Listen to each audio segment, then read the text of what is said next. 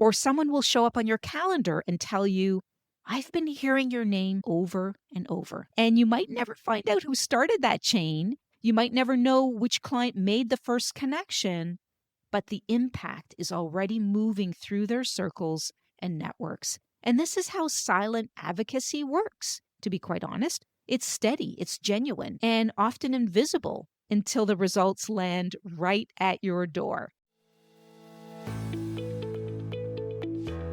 I'm Sylvia Garibaldi, founder and CEO of a well-established marketing training and done-for-you services company, tailored specifically for the modern legal and financial professional worldwide.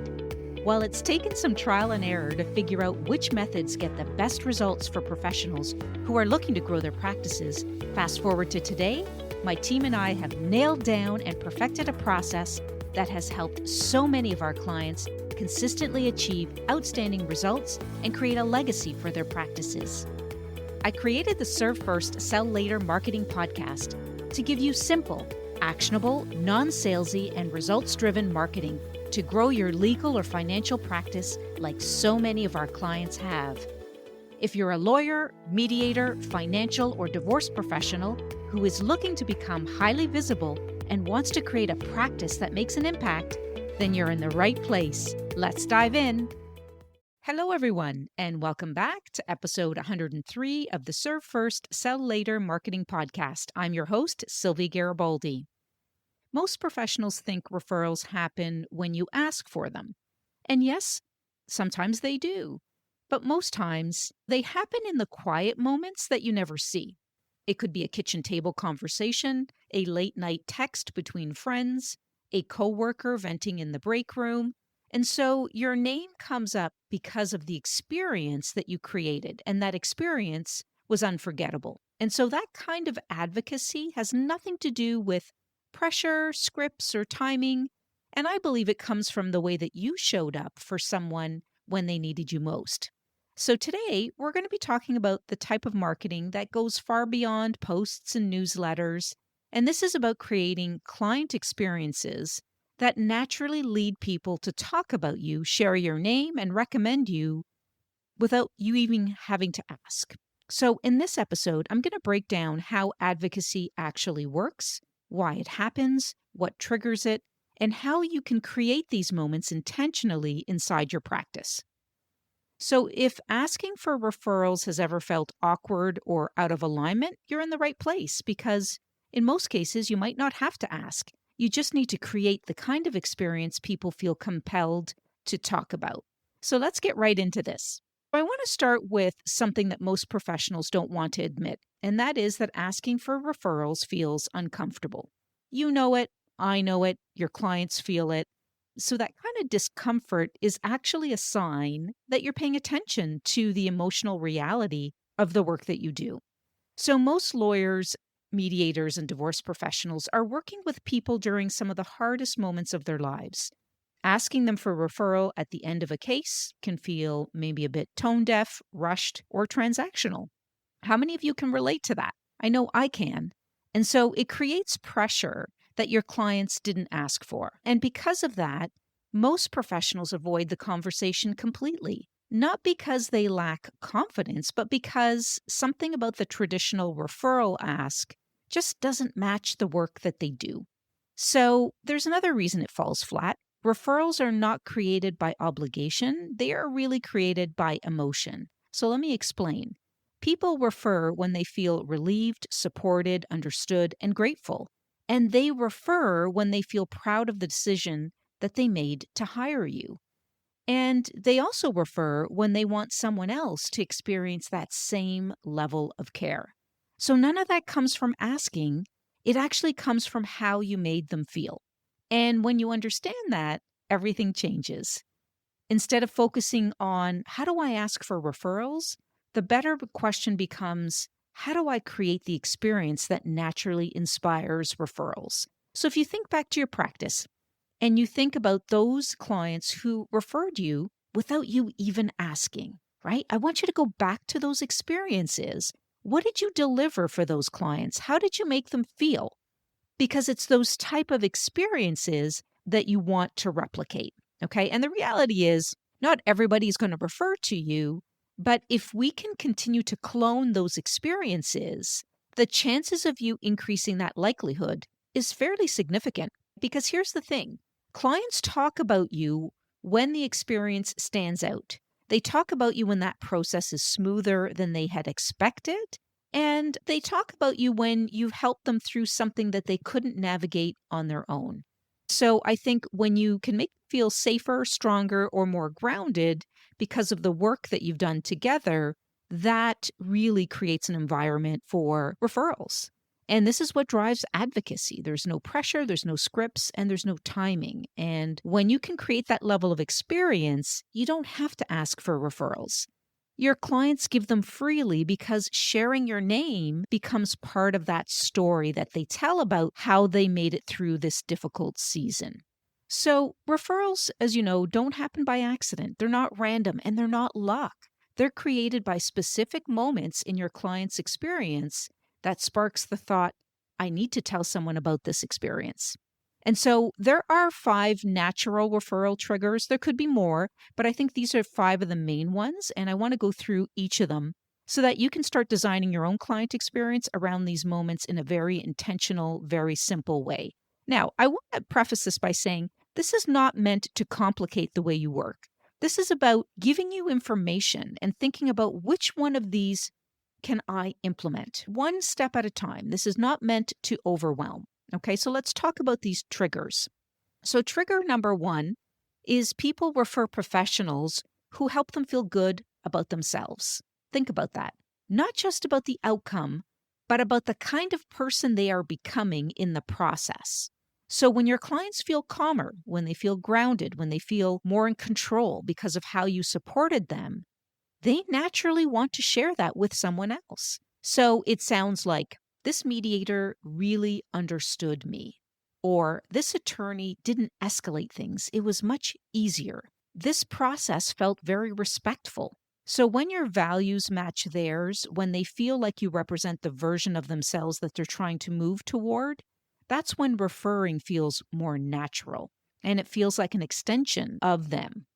Trigger number 2 is relief is one of the biggest motivators for referrals. So think about it. When you are working with someone and they have provided you with some kind of relief, you feel good about the process.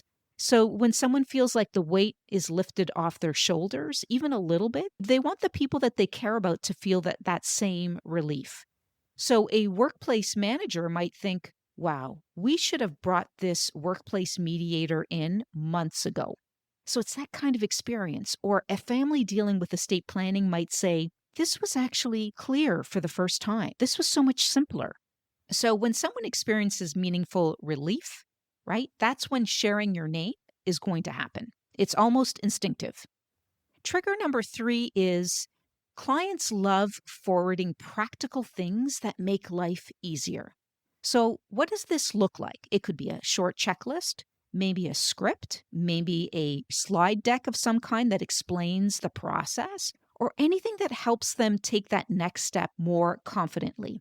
And so the tool itself is valuable, but it's simple. It's not a complicated tool. And when they forward the resource, they're actually forwarding your name. So people feel helpful when they share tools, and people like being the person who knows a good resource. So that resource becomes the reason your name travels into conversations that you're not even part of. And this is especially powerful for professionals who work with people facing stressful decisions. Trigger number 4 is milestone touch points that are small, thoughtful moments when you actually reach out long after the case is closed. This could be holiday messages, 1-year check-ins, maybe a quick note when you know of a particular date that might be difficult for them. And it's simply these gestures that make clients feel remembered. And feeling remembered is rare. When people feel genuinely cared for, they tell others about it. And so you become the professional who didn't just finish the job and disappear. You become the professional who still thinks about them. And that story is what people love sharing. I hope that makes sense. Trigger number 5 is, and I think this one could be one of the most overlooked ones, is clients share stories far more often than they share names. So they don't say, here's a mediator with 10 certifications. They say something like, he made a very stressful process feel manageable, or I didn't expect to feel this supported during the process. So people naturally tell the story of how they made it through a difficult time. And if you're part of that story, your name travels with it. So these are the 5 common triggers that can really help you create conversations with friends, coworkers, and family, because this alignment is your chance to really start creating those experiences. So when you understand these triggers, you stop relying on chance and you really start creating those experiences. So we've talked about the triggers. And so I think the good news is you really don't need a complicated system. You don't need fancy software. You just need a thoughtful approach to how you show up for your clients. So I want to walk you through how to build each trigger into your everyday practice in a simple way, right? I mean, this is not about overcomplicating things. So, the first thing is signature moments really are the small, memorable touches that clients never forget. And you don't need a lot of them. Maybe 2 or 3 can work really well and they can transform the way clients experience your practice. So, for example, you might start the relationship with a warm welcome message that sets expectations and reassures them that they're in good hands. So, you might check in at the midpoint of this matter with a simple note saying, I know this can feel heavy, but you're doing better than you think. Not complicated, right? But those words are powerful. And when the case ends, you might send a closing reflection message that acknowledges the work that they put in and offers 1 or 2 helpful next steps. So, for example, when I work with my clients and we're listening to what they're asking for, what they need, and when I repeat back months later something that was really important to them, they're always touched and surprised that I actually remembered what they said. And I put it into a memorable congratulatory note that stands out. So these moments don't take long, but they create emotional anchors. And they're really the kind of moments that spark the thought, wow, I wish someone else in my life could experience this level of care. So, the second thing is you want to consider building a library of small shareable resources. And I think this is one of the easiest ways to build natural referral triggers. So, think about the questions that clients ask you over and over again. Think about the places that they get stuck. Think about the moments that they need clarity. Then go and create short, simple resources that speak directly to these needs. So, it could be a co parenting script for a tough conversation. It could be a what to do checklist after divorce.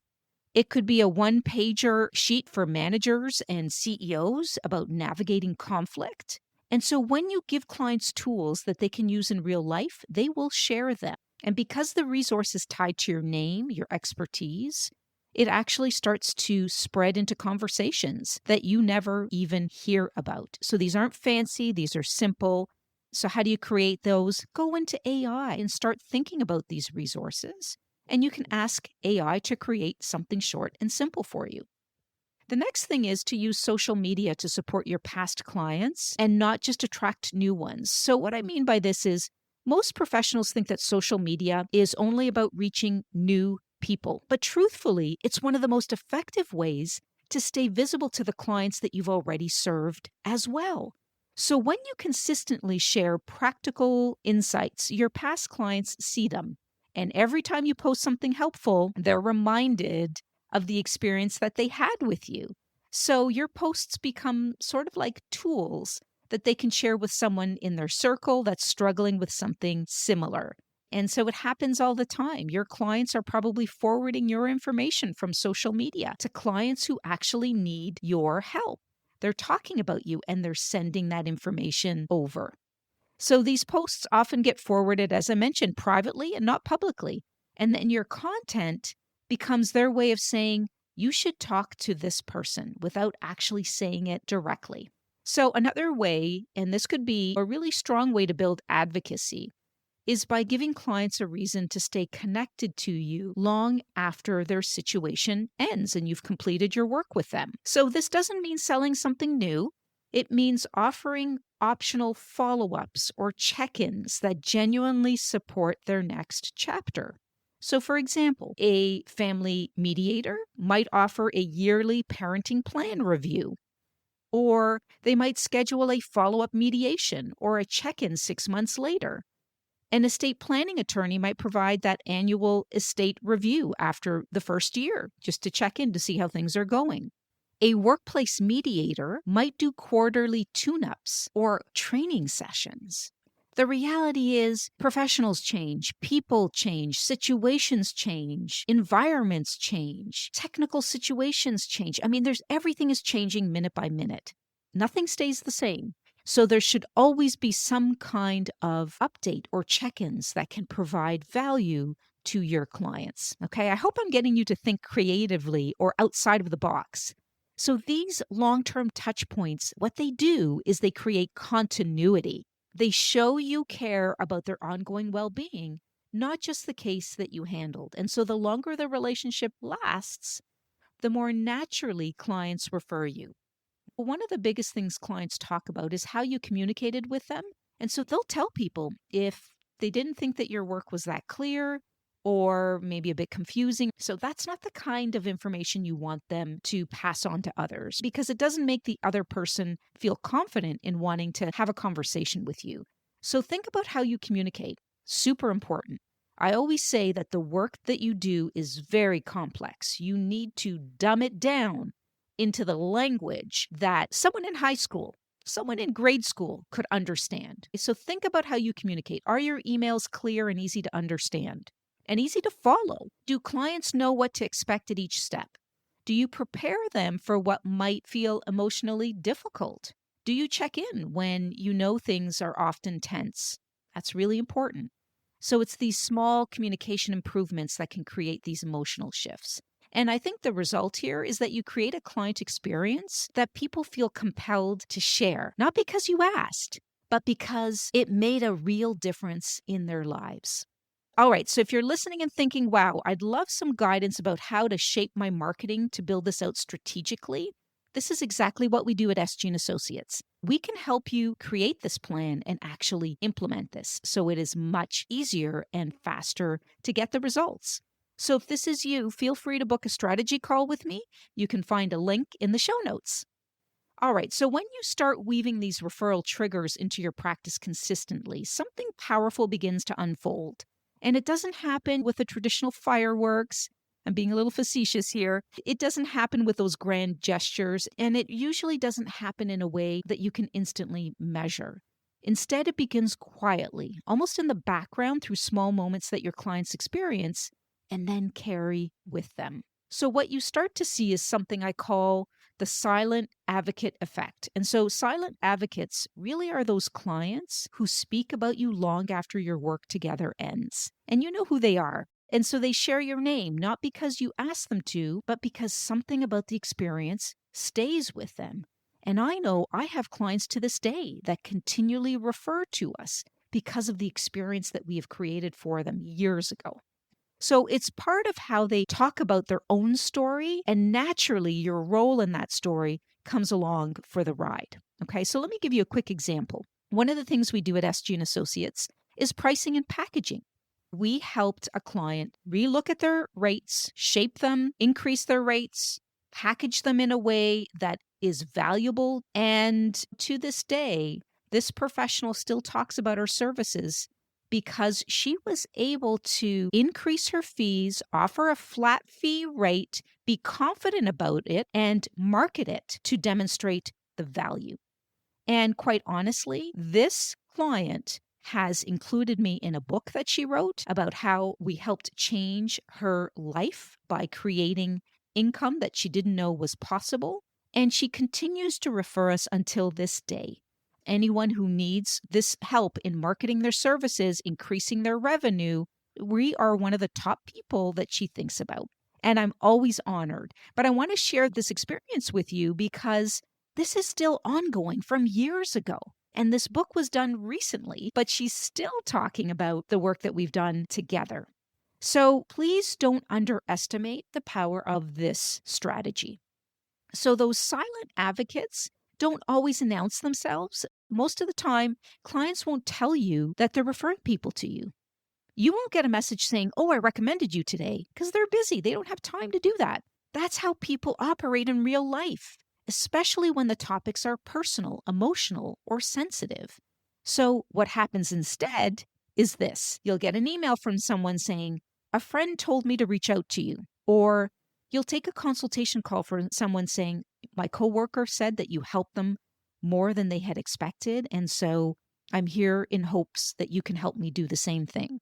Or someone will show up on your calendar and tell you, "I've been hearing your name over and over." And you might never find out who started that chain. You might never know which client made the first connection, but the impact is already moving through their circles and networks. And this is how silent advocacy works, to be quite honest. It's steady, it's genuine, and often invisible until the results land right at your door. So, silent advocates don't just recommend you in big public posts or loud declarations. Generally, most of their advocacy happens in private, everyday moments. And they forward that guide that you gave them. They send a link to a post that you wrote because it fits what someone else is going through. This is why having a strong social media presence is absolutely critical. And this is exactly what we help our clients do at SG and Associates. We will write the social media posts. We will create the engagement. We will build the followers for you. So this is exactly the type of content that those silent advocates are forwarding to other people. Super important because they will repeat a phrase that you told them that helped them through a tough moment. And so they screenshot maybe a part of your email and they send it off to a friend. They mention you privately in a group when someone else is overwhelmed or confused. And so these actions don't ping your notifications. There's no measurable metric for them. But these quiet moments create steady, trustworthy referrals that grow your practice in the background. And this is really the heart of advocacy. When people talk about professionals who help them, they rarely talk about credentials or awards. They talk about the emotional and practical difference that the experience made. So you may hear them say things like, "Wow, she made the divorce process less scary," or "He really helped us move forward as a family." And so this is how people speak about professionals that they trust. They tell the story of how you helped support them when they needed you most. All right, I hope this is making sense. So we've walked you through how advocacy actually works. I want to bring this full circle because everything we've talked about is powerful, but it becomes even more impactful when you translate it into simple, consistent actions. So, what I need you to do this week, here are a few practical steps that you can start implementing right away. So, step number one is choose one signature moment to add to this week. Think back to that client journey from start to finish. Choose one touch point where you can add a simple but meaningful gesture. It could be a short welcome message that reassures them. It could be that midpoint check-in that encourages them, that makes them feel supported. It could be a closing email that summarizes what they accomplished and what to consider next. The second thing you can do is create that one simple resource that people can share. Think about your clients' most common questions or struggles and create a short, practical resource that addresses one of them. It could be a one-point checklist. It could be a conversation script.